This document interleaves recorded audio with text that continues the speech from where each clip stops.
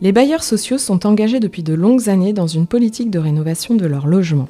C'est dans un contexte particulier où le prix des énergies explose et dans un cadre réglementaire ambitieux que 4 bailleurs sociaux de la région, Claisance, ICF Habitat Nord-Est, LMH et Oise Habitat, ont souhaité en 2022 s'unir pour lancer ensemble un vaste projet de rénovation énergétique baptisé Giréo.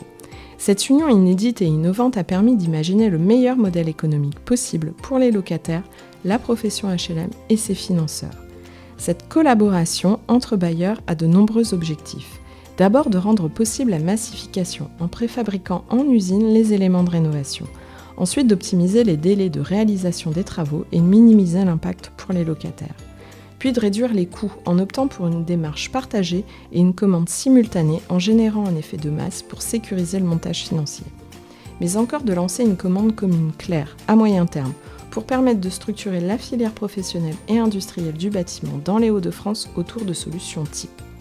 Le résultat attendu est de réussir ensemble le défi d'une rénovation thermique exemplaire et d'améliorer le confort des locataires tout au long de l'année. Pour atteindre ces objectifs, les partenaires optent pour une méthode innovante. Il s'agit de la démarche Energy Sprong, qui propose un cahier des charges ambitieux reposant sur 4 exigences clés. Premièrement, un niveau énergie zéro garanti sur 30 ans. Deuxièmement, des travaux réalisés très rapidement en site occupé. Troisièmement, une priorité donnée au confort et à la satisfaction des occupants. Et quatrièmement, un équilibre économique atteint grâce au coût global. Un bâtiment énergie zéro, c'est quoi ? C'est un bâtiment dont la consommation énergétique est nulle, ce qui signifie que la quantité totale d'énergie utilisée est égale à la quantité d'énergie renouvelable produite.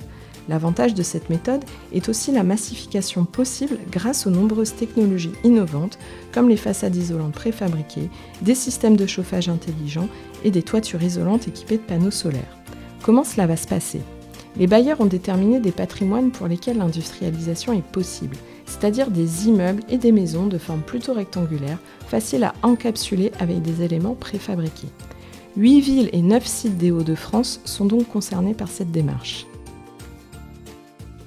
Quel est le planning ? Année 2022, début 2023, c'est le temps de la consultation et des montages d'opérations. Mi-2023, ce sera le démarrage des premiers chantiers. Quels sont les avantages pour les habitants ? Les résidents n'ont pas besoin de quitter leur logement pendant la période de travaux. Les délais de réalisation sont courts et les nuisances minimes pour les locataires. L'image des immeubles et maisons réhabilités renouvellera le cadre de vie.